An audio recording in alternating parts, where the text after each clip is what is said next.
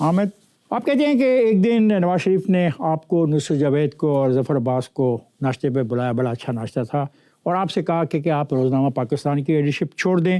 ان کی آفر کیا تھی اور وجہ کیا تھی؟ اب آپ ایک بہت ہی ڈینجرس ایریا میں داخل ہو گئے ہیں. میں نہیں ہو رہا، یہ آپ کے حامد میر کی کہانی صفحہ 41 میں آپ نے جو فرمایا، جو آپ نے کہا، میں اچھا اسی کے حوالے سے اس میں ایسے ہے. ٹھیک ہے ٹھیک ہے. نہیں وہ اصل میں نا وہ آج کل کی صورتحال میں نا یہ کہانی جو ہے نا یہ میرے لیے بڑے مسائل پیدا کرے گی، لیکن میں احتیاط کے ساتھ آپ کے سوال کا جواب دیتا ہوں. بھائی دیکھیں نا، یہ نواز شریف صاحب لندن کی جن پراپرٹیز کی وجہ سے نااہل ہوئے، ان پراپرٹیز کے بارے میں نے 1996 میں میں نے ایک کالم لکھا، اور ان کی یہ جو پراپرٹیز ہیں ان کی جو ڈاکومنٹس تھے وہ میرے پاس تھے. پھر میرے ساتھ ایک اور ڈاکومنٹ آپ کے پاس کیسے آ گئے؟ ڈاکومنٹس، اب یہ سب کچھ تو نہیں نا میں آپ کو بتا سکتا. تاریخ کا حصہ نہ ہو، تاریخ کا حصہ ہے. تو ایک اور بھی گواہ ہے، سعید قاضی، وہ میرے ساتھ اخبار کا اسسٹنٹ ایڈیٹر تھا. اس کو میں نے کہا تم فیچر کرو. وہ اور ہم جو ہے وہ مختلف لوگوں کو ملے، میں نے کالم لکھا، اس نے پورا کلر پیج پہ فیچر چھاپا، صاف میں نہیں ڈیلی پاکستان. اچھا ٹھیک ہے، ود ڈاکومنٹس. ٹھیک ہے، ود ڈاکومنٹس. نواز شریف نے یہ کیوں کہا کہ نواز شریف صاحب بڑے غصے میں تھے. نواز شریف صاحب نے وہ جو ناشتے کی ٹیبل تھی اس پہ مجھے کہا کہ آپ پاکستان اخبار سے استعفیٰ دے دیں، یہ آپ سے اکبر بھٹی نے لکھوایا. میں نے کہا جی مجھ سے کوئی نہیں لکھوا سکتا، میں نے اس پہ انویسٹیگیشن کی ہے. کہتے ہیں آپ اخبار چھوڑ دیں، پاکستان چھوڑ دیں، میں آپ کو نوائے وقت کا ریزیڈنٹ ایڈیٹر لگوا دیتا ہوں.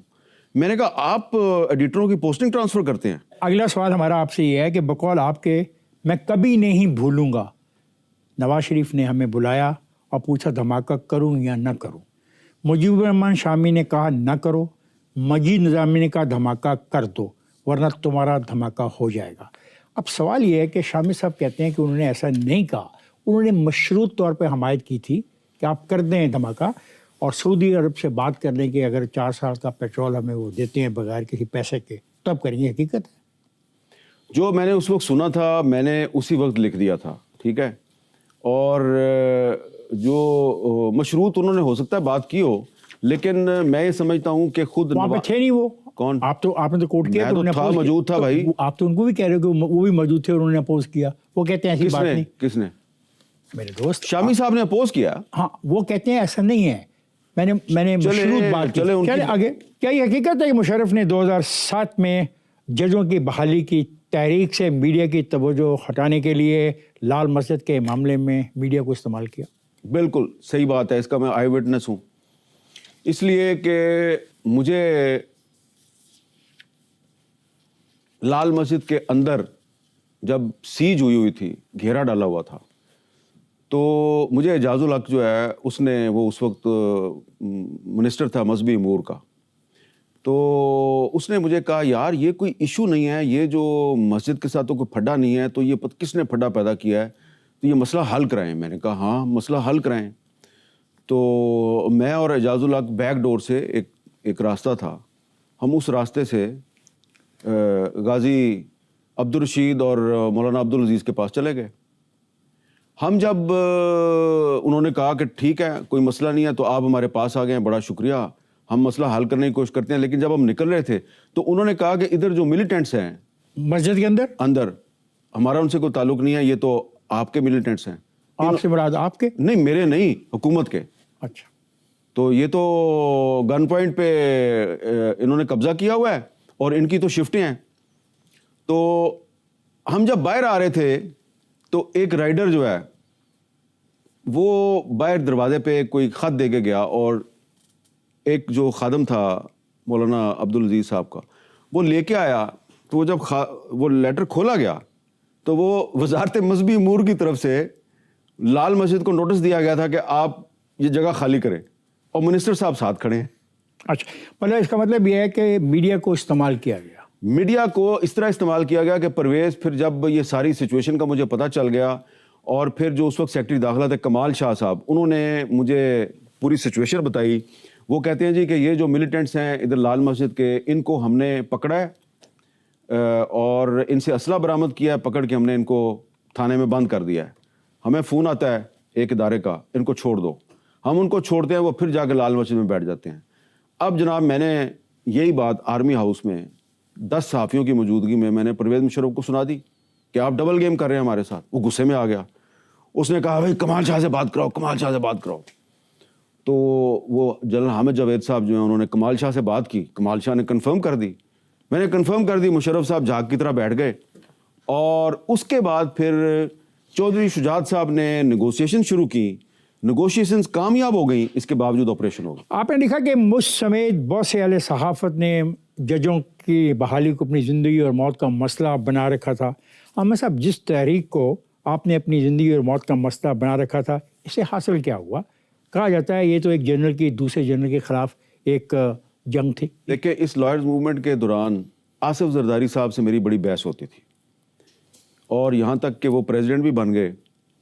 تو ہم ان کو کہتے تھے کہ آپ ججوں کو بحال کریں. ہم نے تو زندگی موت کا مسئلہ بنایا ہوا. وہ جو میں کہہ رہا ہوں نا, اس طرح کر کے میں بات کرتا تھا ان کے سامنے, چھوڑوں گا نہیں, یہ نہیں ہے, نو کمپرومائز ہے وہ. آپ کہتے تھے. ہاں.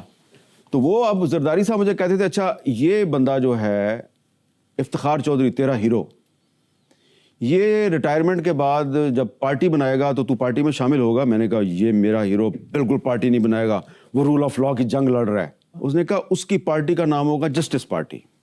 جب وہ پارٹی بنائے گا تو ٹی وی پہ آ کے یہ اعلان کرے گا کہ میں غلط تھا اور آصف زرداری ٹھیک تھا. ہاں میں کر دوں گا. ہاں بھائی, میرا سوال یہ ہے کہ یہ ایک جنرل کی دوسرے جنرل کے خلاف جنگ تھی. میرا سوال یہ ہے, جنگ نہیں تھی اس میں. جنرل کیانی صاحب تھے جو, ہاں, کیانی ورسز مشرف. نہیں, کیانی ورسز نہیں تھا. کیانی کے ساتھ پوری فوج تھی. فوج جو ہے وہ مشرف سے تنگ آ چکی تھی. یہ ایک ریپیٹیشن تھی, ہسٹری نے رپیٹ کیا تھا. جس طرح یحییٰ خان نے فوج کی مدد سے ایوب خان کو ہٹایا, اسی طرح جنرل کیانی نے فوج کی مدد سے مشرف کو ہٹایا. جنرل کیانی سے آپ کے بڑے قریبی تعلقات تھے. یہ تعلقات کب بنے؟ قریبی تعلقات نہیں تھے, وہ ایسے تھا کہ میری 1-2 دفعہ ان سے ملاقات ہوئی تھی جب وہ کور کمانڈر راولپنڈی تھے. تو مشرف صاحب پہ اٹیک ہوا تو اس کی انہوں نے انکوائری شروع کی. انہوں نے جو بندے پکڑے ہوئے تھے, میں نے یہ کالم لکھا کہ یہ بندے غلط پکڑے ہوئے ہیں. تو آپ کو اصل آدمیوں کا علم تھا؟ مجھے اصل آدمیوں کا علم نہیں تھا. تو ان کے بارے میں آپ کیسے کہتے ہو غلط پکڑے ہوئے؟ اس لیے کہ ان کو میں جانتا تھا. یہ ہر غلط آدمی کو آپ جانتے تھے؟ دیکھیں نا, اب میں نام لے لیتا ہوں. وہ الیاس کشمیری جو ہے جس کو انہوں نے پکڑا تھا, تو میں نے کالم لکھا ہو بھائی یہ وہی الیاس کشمیری ہے جس کو 2-3 سال پہلے تک آپ کیش پرائز دیا کرتے تھے. اس پر مجھے کیانی صاحب نے بلایا, اور ان کا جو کیانی صاحب کا جو چیف آف سٹاف تھے وہ تھے بریگیڈیئر قمر جاوید باجوہ صاحب. آپ پر خالد خواجہ غالباً اس کا نام ہے, اور کرنل امام کے قتل کا الزام لگا.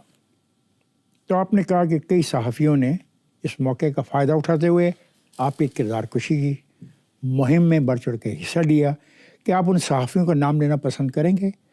کیا آپ اس صحافی کا بھی نام لینا پسند کریں گے جس نے آپ کی حمایت میں بیان دیا؟ دیکھیں, یہ صرف خالد خواجہ والی بات ہے. کرنل امام صاحب کی فیملی اس میں شامل نہیں ہے, اور بلکہ کرنل امام کی جو فیملی ہے وہ انہوں نے میری اخلاقی طور پہ سپورٹ کی, مدد کی. ان کو تو ساری گیم کا پتہ تھا نا. گیم تھی کیا؟ گیم یہ تھی کہ اسلم بیگ صاحب کی کتاب پڑھیں آپ, اقتدار کی مجبوریاں. اسلم بیگ صاحب نے کرنل امام صاحب کو کہا کہ طالبان کی اور امریکہ کی بات کروائیں. ٹھیک ہے, بیچ میں آ گئے خالد خواجہ صاحب, اور ایک وہ بیچ میں جرنلسٹ کو لے آئے.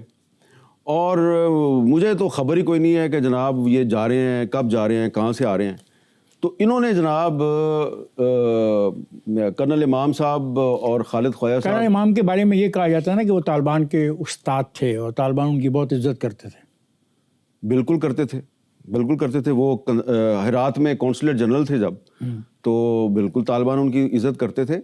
لیکن جس طریقے سے جن لوگوں نے کرنل امام کو قتل کیا, تو اس سے یہ لگتا ہے کہ قتل کرنے والے جو ہیں ان کو نہ تو طالبان کی عزت کا خیال تھا اور نہ ہی ان کو کرنل امام کی اہمیت کا احساس تھا, اور وہ کسی ایجنڈے پہ تھے. ٹھیک ہے نا. تو اس میں یہ جب واقعہ ہو گیا, یہ دونوں ادھر گئے, ان کو اغوا کر لیا گیا. ان کے ساتھ جو تیسرا جرنلسٹ تھا, he was a British national, اس کو چھوڑ دیا, اس کو چھوڑ دیا. اور جو 2 پاکستانی تھے ان کو انہوں نے قتل کر دیا. آپ پر الزام کیوں لگا؟ وائے حامد میر؟ میرے پہ تو الزام اس کے بہت دنوں کے بعد لگا. کیوں وائے حامد میر؟ ہاں وہ ایسے کہ مجھے ایک اس زمانے میں پیپلز پارٹی کے منسٹر تھے, انہوں نے بلا کے کہا کہ یار آپ مسنگ پرسنز کا ایشو بہت اٹھا رہے ہیں تو آپ باز آ جائیں, آپ پہ انہوں نے کوئی کیس ڈال دینا ہے. میں کہا میرے پہ کیا کیس ڈالیں گے؟ کس سن کی بات ہے؟ یہ 2010 کی بات ہے. 2010. اور آپ کو ایک بلایا وزیر نے اور کہا مسنگ پرسن کا معاملہ مت اٹھاؤ اور نہ کوئی کیس پڑ. میں نے کوئی پارلیمنٹ ہاؤس کے باہر کھڑے ہو کے ایک پروگرام کیا تھا مسنگ پرسنز کی فیملیز کے ساتھ, آمنہ مسعود جنجوا تھی اور لوگ تھے, تو مجھے انہوں نے کہا کہ یہ آپ کے ساتھ کچھ کریں گے. پھر مجھے پریزیڈنٹ صاحب نے بلایا, زرداری صاحب نے. یہ آصف زرداری اور آپ لگتا ہے کہ ایک سارا دن یہی کام کرتے وہی رہتے جو تھے؟ آرٹیکل نہیں تھا جس کی وجہ سے آپ کی اور میری چھٹی ہو گئی تھی, تو اس وقت تک تو زرداری صاحب جو ہیں وہ سمجھتے تھے کہ میں کوئی بہت بڑا کانسپریٹر ہوں. وہ پھر جب ان کو پتہ سمجھتے تھے یا پھر یہ ثابت کیا تم نے؟ وہ پھر بعد میں پھر جو ہے وہ انہوں نے پھر میرے ساتھ ایک ان کی انٹیمیسی بن گئی. کانسپریسی کرنے کے لیے؟ نہیں, کہ جس طرح آپ کی بہت سے سیاستدانوں سے دوستی ہو جاتی ہے تو ہماری بھی ہو گئی. تو انہوں نے مجھے کہا کہ آپ ذرا احتیاط کریں, تو 2 ایشوز ہیں, ان کو اگر آپ اوائڈ کریں تو پرابلم نہیں ہوگی. میں نے کہا جی کون سے 2 ایشوز ہیں؟ انہوں نے کہا ایک مسنگ پرسن اور ایک بلوچستان. اچھا, جن صحافیوں نے میرے خلاف پروگرام کیے بعد میں پھر انہوں نے میرے سے معذرت کر لی. 2017 میں وہی جو 2010 کا کیس ہے اس پر اسلام آباد ہائی کورٹ کے ایک جج صاحب جو ہیں وہ میرے پہ FIR کروا دیتے ہیں.